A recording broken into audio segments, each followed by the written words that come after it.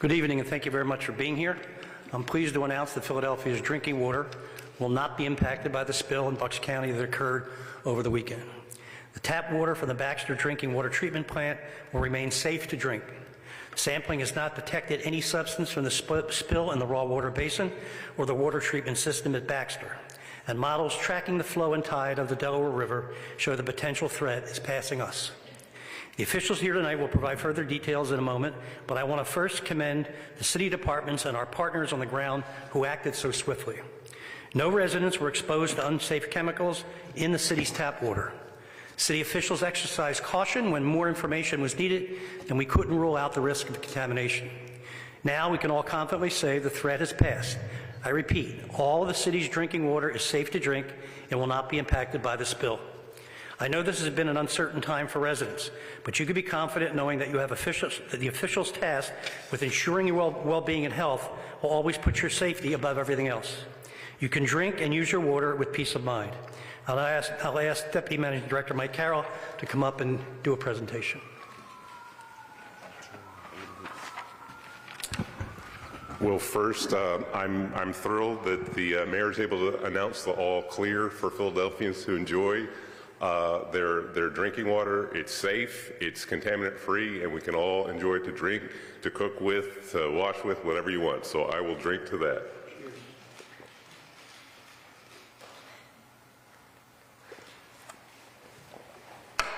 Okay. All right. Thanks, everybody, for being here. I just want to let you know it's been a pleasure to work with the whole team. Everyone's been working real hard since Saturday, to try and figure this situation out in terms of our response, all the testing and so forth. I'll give you a quick overview of what we've been doing over the last few days here. It's involved hundreds of samples of water that have been taken in the river outside the plant, in the raw water basin, where we bring the river water in throughout the whole treatment process, and even in the finished water basin before we release it into the distribution system. Again, I want to reiterate, throughout the whole event, no contaminants were ever found in Philadelphia's drinking water. And I just want to commend the Philadelphia Water Department for all their efforts in making sure that that was true, that we can guarantee that nobody ever drank any water that had any contamination from this event. It remains safe for everybody to drink, to use, and like I said, whatever you want to do with the water, it's safe for you. Next thing. So in thanking people, I certainly want to point out the hard work of the Philadelphia Water Department, but we did not do it alone. The rest of the administration's involvement is certainly something I want to highlight, beginning with the Office of Emergency Management, which coordinated all the efforts of other departments. I want to thank the Mayor's Office of Communications, who worked so hard with us to make sure that we were getting this message through to the public, through cycles of testing, through updates, through all the extensions of the window for people to drink safe water. Very challenging work, and they've been on top of it from the very beginning, so I just want to acknowledge their work. I also want to thank the Health Department, which helped us get a handle on the issues with respect to the minimum thresholds for health, did a lot of outreach with the healthcare community to make sure that their questions were answered and we could incorporate their knowledge to the extent that it was going to be helpful for the work we were doing. And a variety of other city departments which came together, made sure that we were coordinated in the event that we had to do any of the contingencies that we had been working on throughout this whole process. Also, we had a lot of partners outside of city government. Foremost, I want to thank the Pennsylvania Department of Environmental Protection and Secretary Rich Negrin for coordinating that effort. They were the ones who were on scene in Bucks County, addressing the situation there and making sure that we were getting the best information from all the stakeholders outside of the city.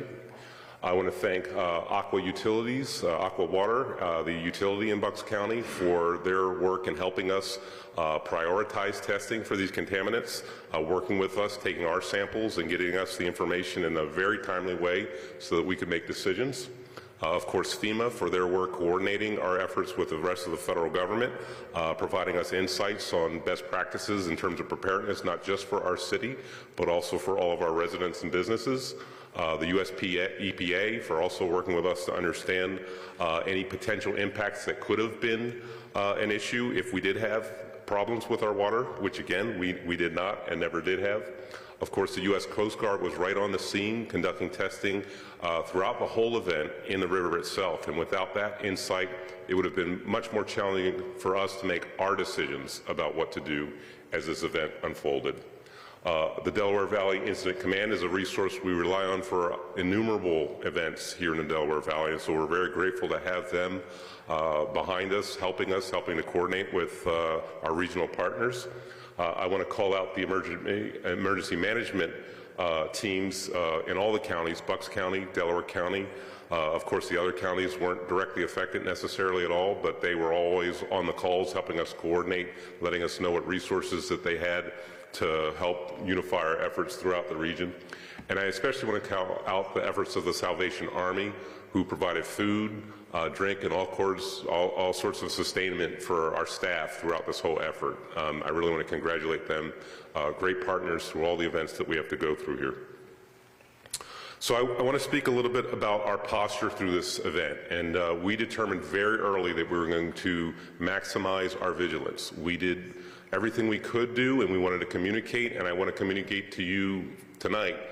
It was important to us to be able to guarantee that none of our customers were exposed to any contaminants. And so that is why we took the measures we did in order to not just limit and control the flow of water into Baxter Water Treatment Plant, but also to stand up the testing that we took and to communicate to people as much as we could what we felt was safe for them to do. You know, there's a perspective, I guess, some folks have that you under-communicate this stuff and, you know, you just kind of let situations play out, but that's not the way the Philadelphia Water Department works. The Philadelphia Water Department has a reputation nationally for protecting the health and welfare of its customers. It's one that the staff, the commissioner, takes very seriously. And it's that ethic that we brought to this situation. So there was never really any question that we weren't going to be fully transparent. There was never any question that we weren't going to operate from the motivation that we would prepare people, that we would make sure that we operated with an abundance of caution. And we've used that phrase a lot. And that means that we're doing everything we can to guarantee that at no point anyone is at risk from any of these contaminants. So I also want to thank folks in the public who were supporting us throughout this event. I know there was a lot of anxiety among people who are residents, people who run businesses. I can appreciate that. We always want to do everything we can to make sure people have information, that we make that information as clear as possible. That can be challenging in a dynamic situation. But I really am thankful for the support that we did get, and we will continue to work with the public so that they understand how they can be prepared in event of any type of emergency which involves water or other aspects of their lives here in Philadelphia. So again, we're thankful for folks who were patient with us as we work this situation out, and we'll continue to try and be vigilant to make sure that we're protecting people every chance that we can. Just a quick overview again of what we've been through the last few days. So again, there was a chemical spill at a manufacturing site in Bristol Township, Bucks County. The site was located about 13 miles north of the Baxter Water Treatment Plant. The spill occurred shortly before midnight on Friday, March 24th. The Philadelphia Water Department was notified about 12:37 a.m. on Saturday of this event. We shut the intakes at Baxter Water Treatment Plant as a precaution so that we could be fully assured that there was no contaminated water in our system while we made decisions about what to do next.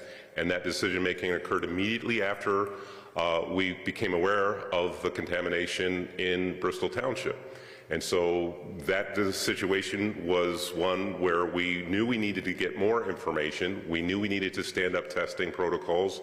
We knew we needed to coordinate with our partners, and that work began immediately on Saturday.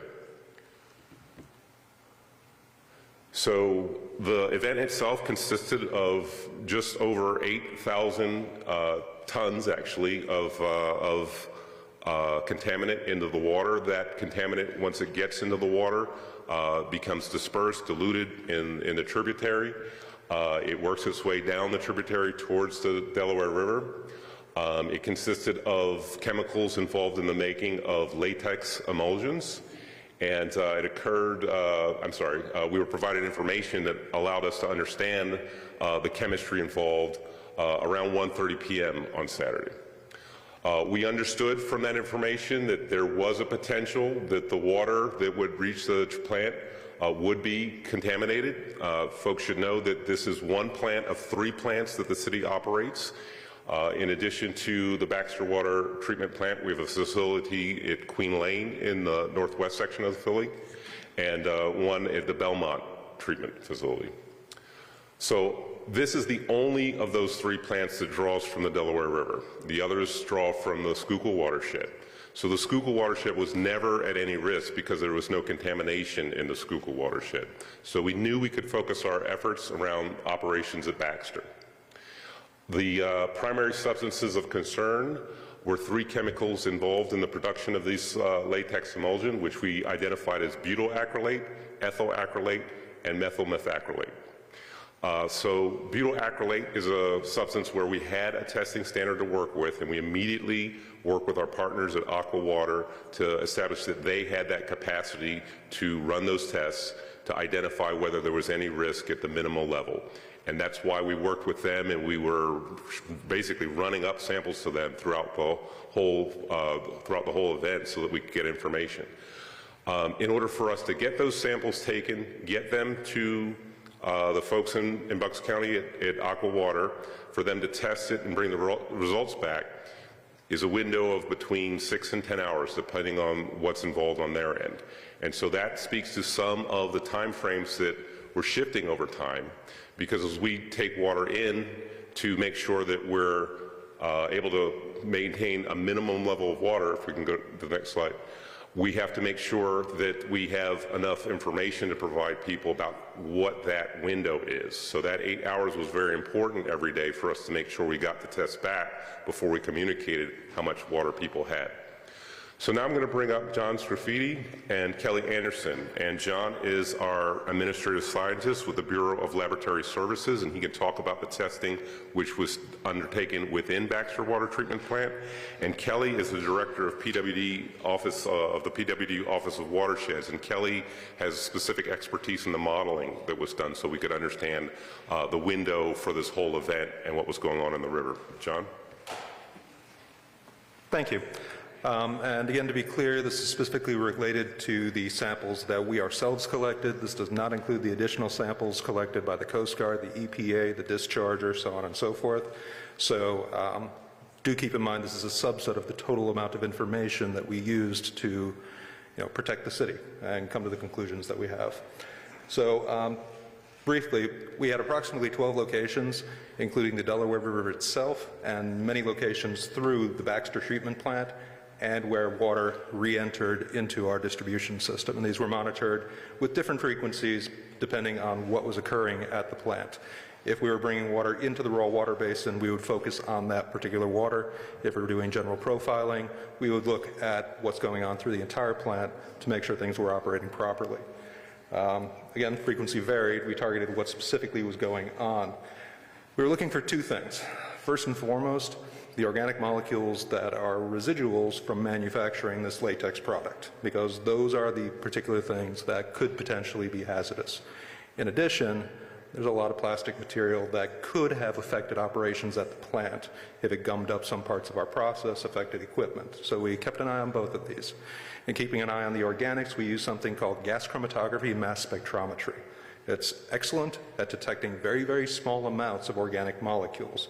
Looking for the plastics, we use something called infrared microspectroscopy. And that's unique because it looks at the vibrations in molecules. We can tell the difference between a particle of plastic, a particle of sand, a particle of silt, or a particle of ferric chloride, which we use in the treatment process. What's the smallest amount we can detect? Well, with gas chromatography mass spec, we can detect down to single parts per billion of these particular molecules. And you can think of that in terms of if you had $1 billion and you gave somebody $1, the amount that person has is 1 part per billion. Looking with infrared microspectroscopy, you can look at an individual particle, typically on the size of a micron, and identify what it's made of. So these are both very powerful techniques. They provide different types of information that we are able to use to both track what's going on in the plant and ensure that the spill was not going to affect plant operations or public health. Thank you.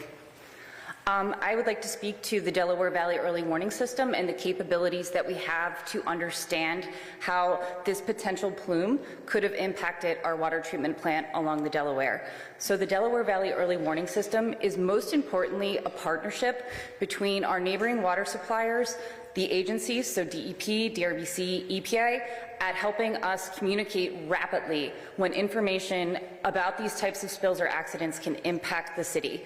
So at 12:37, when that event was reported onto the early warning system, it triggered a notification that went out in moments to any of the area around the intakes that could have been impacted. Aside from the notification that goes out, there's also spill modeling that we have been performing as a component of the Delaware Valley Early Warning System, but also additional modeling that helps us understand how this potential plume moves through the tidal cycle in the Delaware River. So with the work that the labs were doing and the agencies were doing collecting samples, the samples were able to assure us that there was non-detects in the water supply entering the plants, but our plant managers were able to make a rapid decision right after the early part of the morning to be able to close the intakes to ensure that no contamination entered into our system at that time. There's 10,000 square miles of watershed above the city of Philadelphia in this section of the river. So you think that's a lot of land area. So we're very equipped, we're very responsive, and we have a lot of information that goes into informing how we're making decisions about how we're pulling water into our plant and communicating these types of situations with our partners at the state, our partners at the other water utilities. So Delaware Valley Early Warning System was absolutely instrumental at making sure that we were able to get that information out quickly and to inform decision making that was happening for water users along the Delaware River. Thank you, John, and thank you, Kelly. So I think we can talk a little bit about the public notification, and again, want to make sure people know, on Saturday we were working on this issue. About 6 o'clock on Saturday, we updated our website with the information we had at hand. That included the fact that we were notified about the spill and information about where it took place and information about how we were coordinating. On Saturday at 10 p.m., we did our first briefing of the event regarding our response.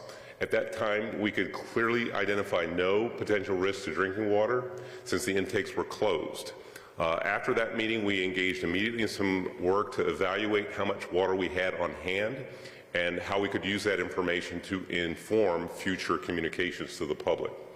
As a result of all of that work, we decided we needed to reopen the intake at 12:15 a.m. on Sunday morning so that we could maintain these minimum levels within the plant so that equipment wouldn't get damaged, so we had enough water in the supply for fire safety and other essential uses.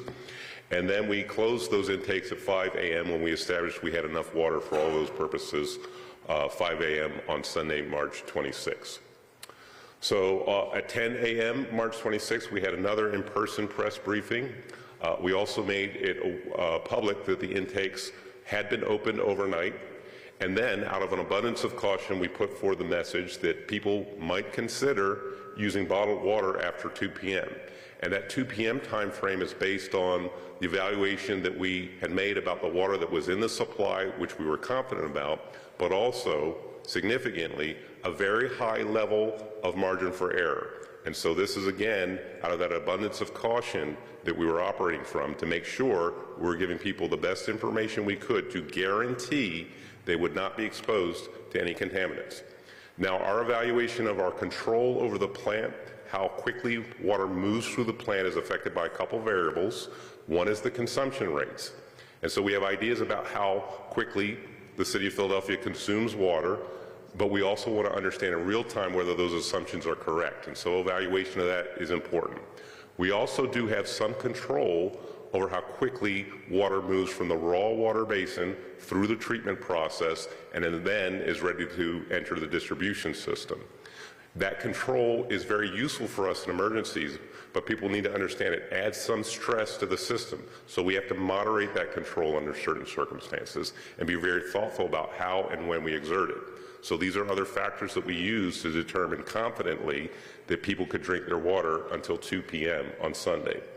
As the day advanced, we got more information, and so as 5:15 p.m., we were able to use that updated information to let people know that as of 5:15 p.m. Sunday, people could confidently use their water until 11:59 p.m. Monday night. And then on Sunday at 9:30, we did come forward and had another press release which provided these updates. We updated our social media, we did web information, and again, this reiterated the message that the folks in the city would be comfortable and safe drinking their water at least through 11:59 p.m. Monday. So again, just want to reiterate that at this point in time, we will not be impacted by this event. We will not experience any contamination from any of these chemicals in our drinking water. Your water was never contaminated. It's always been safe to drink, and we can say it's going to be safe to drink moving forward. And so we can give you the all clear. At no point were any contaminants detected in the Delaware River in the vicinity of the Baxter Water Treatment Plant, and no contaminants were identified within the plant or anywhere else in our distribution system. Your tap water has remained safe throughout this whole process, and it will be safe from this point moving forward. So I'm very gratified to say we are all clear. I'm happy to take questions if folks have some. It sounded like yesterday the benchmark was Thursday, so I'm wondering what changed with that, unless I completely misread. No. So what we said was that we expected the conditions in the river to pass sometime between Wednesday and Thursday. And the additional thing that we wanted to make clear, and I'll reiterate here, is that even after that point, we were going to continue testing, and we will continue testing for some time until, in coordination with the Department of Environmental Protection, they let us know it's appropriate to stop. But the information we got, which we were able to base this decision on, is that first, the testing in the river, which was conducted by the Coast Guard, still revealed no contamination. And then the water that we brought in this morning between, I think, 4 a.m. and 8 a.m. contained no contamination. So we know we have enough water on hand now to last us for about 48 hours from when that moves through the raw water basement, through treatment and out. And when we open the gates again, we know that that water is going to be in that window where there's no contamination in the river. Our modeling's been updated to reflect all the information we've been getting in real time. The Coast Guard samples are incorporated into that information. And again, because we were able to bring in water and test it, we know we have enough water on hand, so Philadelphians have nothing to worry about. Mike, I'm sorry. Mike, you have one slide. Can you go to Okay, sorry about that, Jason. Okay, so what is next? All right, so as I'm saying, the modeling is indicating that the spill's dispersed. That incorporates the information we got from the Coast Guard. We are, like I said, going to continue testing, and that's going to be in coordination with DEP. We will not stop testing until DEP tells us confidently that they are satisfied that the approach we're taking allows for a reduction in testing. That doesn't mean we're going to stop testing. It means we're going to reduce the testing that we're doing. We will post this information that I'm giving you now online, and we'll make sure information is available through our web-based portals moving forward. So if everyone is interested in keeping up to date with what's going on, they can go to water.phila.gov. We've got blogs we're going to be keeping up to date, and you'll be able to get that information. And I'll go to the next slide, and I think that shows us where these sites are. Phila.gov will also have more information, and on Twitter, we're going to concentrate our efforts on the @philly.h2o handle moving forward. I'm sorry, Jason, go ahead. Are you making this announcement now at 6:30 versus 2 or 3 or whatever? Because this is the amount of time it took to get the test results from this morning. So we got results a little while ago. We wanted to make sure we were able to get one message out, one clear message out for people. We've had a chance to consult not just within the administration to make sure everybody knows what's going on and what they need to do moving forward, but also with elected officials. And now we're happy to say that, you know, we're sharing with the public. Like I said, these tests, they take about 6 to 10 hours depending. We opened the intake, we closed the intake early this morning, and it's taken that much time to get the confirmation we needed in order to move forward. I know everyone's been working really hard on this and bringing water is now safe. Looking back, is there anything that you would have done differently after seeing the panic? Yeah. Well, again, we provide the information that people need, and we want to make sure we provide as much information as possible because we believe more information is always better. And so from that perspective, we're really proud of the effort that we put in. We're proud that we got the information out. We were transparent. Like we've said probably a dozen times, we operated from an abundance of caution, which we will continue to do and always do. Of course, we're going to take a look at how things worked. We'll get involved in a lot of after-action work to make sure we can refine our approach. Folks have some feedback about the communications or, the clarity information. We will incorporate that into the work that we do moving forward. And we're also going to focus on making sure, in coordination with our state and federal partners, people understand that not only does the city need to focus on its own preparedness, but every household, every business needs to do the same thing. And so we mentioned several times during this event, there are some best practices that have existed for a really long time about what you need to do for your family, for your business, to make sure you're prepared when it comes to drinking water. And I'll just repeat it for everyone here. You should have 3 days of drinking water on hand, 1 gallon per person. And that means that if you have to store water in your house, do that. You can use your tap. Just get some containers and store water in your house. Try and make sure you have fresh water, okay? And this is information we're going to try and incorporate in city communications so people can access it anytime they want. But it's important, and so this vigilance isn't just about what the city needs to do, but all of our residents need to do it. It could be an event like this that comes up, it could be a hurricane, it could be power outages, it could be a number of things which make it hard for people to access water moving forward, and so having that stored in your home is really important. So just to understand, if this happens again, you would go about it the same exact way that you did on That's not what I said. What I said was we will go back and evaluate through after action work, and then we'll find ways to refine what we did this time. On the slide that you showed prior to this one, on the second bullet point, when you're talking about the You want to go back? DEP standards, it seems like it would put a little bit of doubt in people's mind if you haven't hit, maybe I misunderstood you, if you haven't hit the DEP standards yet. No, okay, let me help you. Let me help you. So the DEP standard isn't about the minimal levels of anything. Again, we have had zero contamination, so there's really no standard to worry about because there's nothing in the water. What we're talking about is the frequency and the duration of this type of testing, which is focused on this one contaminant. And what I should probably clarify for people is that there's a number of things that can be in the water in the Delaware River. It's a river. It's used by industrial users. So there's a normal range of things that we always do to test. Things like the early warning system are very useful because they tell us if something outside of that normal range is going on. So these chemicals are outside of that normal range because they're related to a spill that took place, and thankfully we got the information we needed. We adapted our approach to a special circumstance during this event.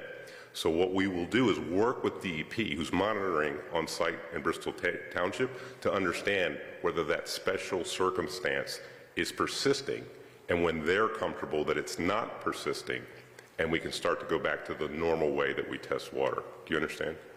Okay, thank you. I was going to ask, people, this press conference was on 30 minutes, people who are probably watching this going, whatever's going on. People still out here panic buying and your 36 packs of, bottled water. What messaging would you relay to them with all the information? Save your money. Save your money. You open your tap, get a glass, a bottle. Don't pay people for water that you don't need to buy. I think to follow up on what she asked earlier, Dr. Pettigo, yesterday you did say that this was very low toxicity, begin with a relatively low toxicity, and probably disperse through the water fairly quickly. Some of the people we've interviewed on our own have kind of made the same point and have said it very, very low likelihood that this ever would have been a problem. To follow up on what she's saying, is there any sense of maybe the alert, at least the initial alert, that said something wrong with water might have been a little too alarming? Yeah, so, the first alert is that there was a spill. And so everyone's kind of making judgments about what that means. The information that came from us on Saturday was that we're working on this situation. If people have ways that they can conserve water so we can get, don't use water you don't need to use, it gives us more time in order to figure out what's going on. On Sunday morning, the message was if you're uncomfortable with what's going on, you may want to buy water. I think one of the things is that got interpreted by a lot of people that rush out and, stockpile cases of water. It wasn't the message. I mean, everyone in the room can look and see what we actually said, and that wasn't the message. That is a risk. It is a risk. It's a fine line. You have to balance being transparent and the anxiety that information, providing information creates in the public. This is the 21st century. This is an issue that all folks in government, all levels of government have to struggle with a little bit. We're committed to transparency. And so we all have something to learn. I think the public has something to learn from this. Vigilance is important. It helps us guarantee that people are safe. And so moving forward, I think, one of the things that folks should consider is just how to interpret the information they're getting from the city, and we will work on that together with the public, just to make sure people understand they can trust the information that they're getting from the city. Cheryl?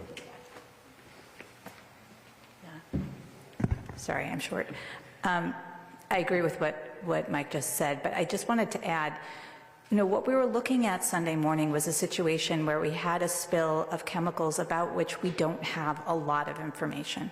We thought it was a very low-risk exposure, but not telling people that those substances are in the water is also a risk, right? And, with what we knew Sunday morning, it felt important to be transparent, not to, we were looking at getting results back after potentially, if there had been any contaminants at a very low level, but after those contaminants might have flowed through taps. And so, this is in any crisis, right? You're making decisions with the best information you have at that moment.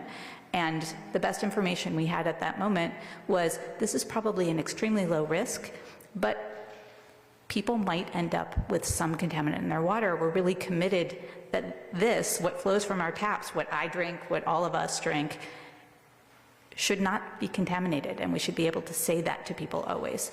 So, this has been a very complicated situation. We are absolutely going to do after actions and look at our messaging and try to figure out how do we, because, everything gets coalesced into tiny messages on social media. And so something very nuanced became something very short. So, that's something we want to learn from. But the possibility that we would not have told people that these chemicals were in their water, knowing it's very low risk, but knowing that we can't say it's zero risk, that felt important to share. Mike, we was wondering how we will get a soundbite in Spanish. So basically just the gist of the message for whoever to do. Thank you.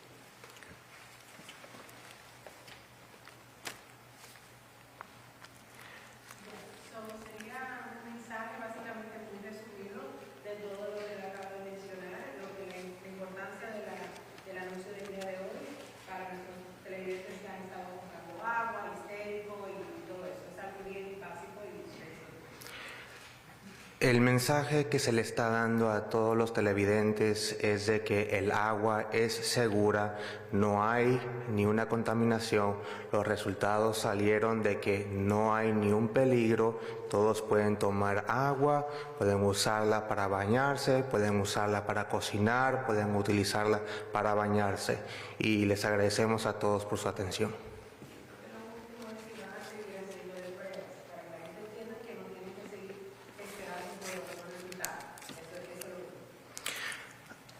The last question is, are they going to continue making tests so that everybody feels safe with the water?